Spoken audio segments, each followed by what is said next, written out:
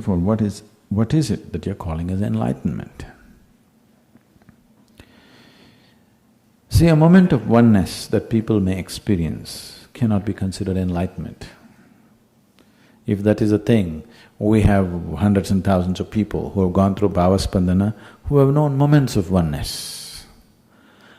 Seeing that moment of oneness, if we have to use an analogy, how it is, you are living in an enclosed area. Now you went on a trampoline and just jumped up and jumped up and jumped up. One leap really took you very high and you looked beyond the wall and you saw something incredible. But you fell back on the trampoline. You have to work on the trampoline, work on the trampoline, work on the trampoline, once in a way again. This glimpse changes your perception.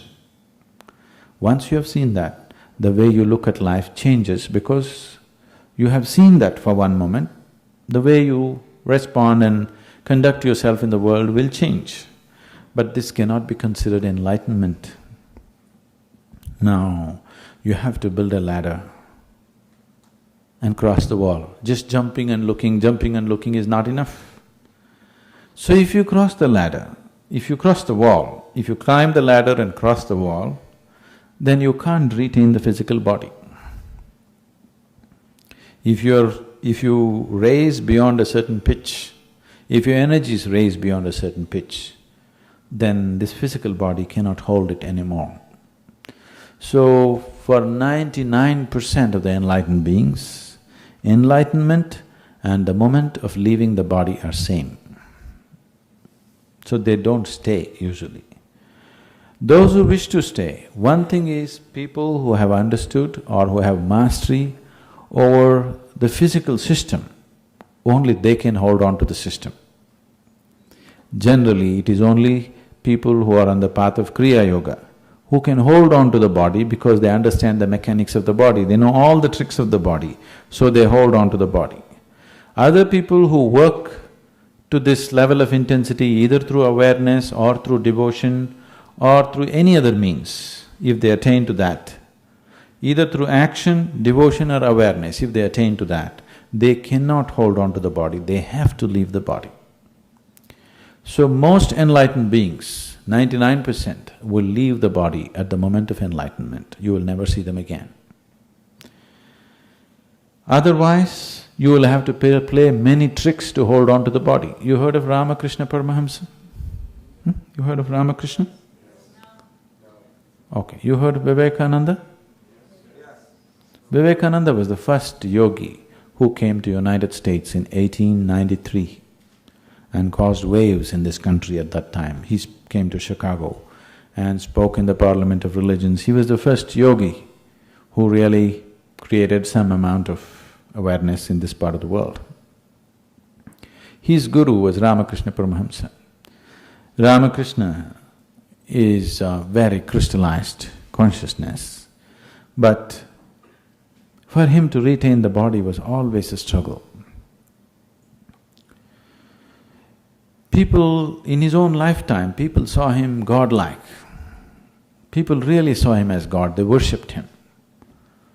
He was a very simple, uneducated man, but he lived in such a way that people really worshipped him. But he was mad about food. He will be talking to his disciples, spiritual discourse, he'll say, just wait, 1 minute. He will go and ask his wife, what's cooking today?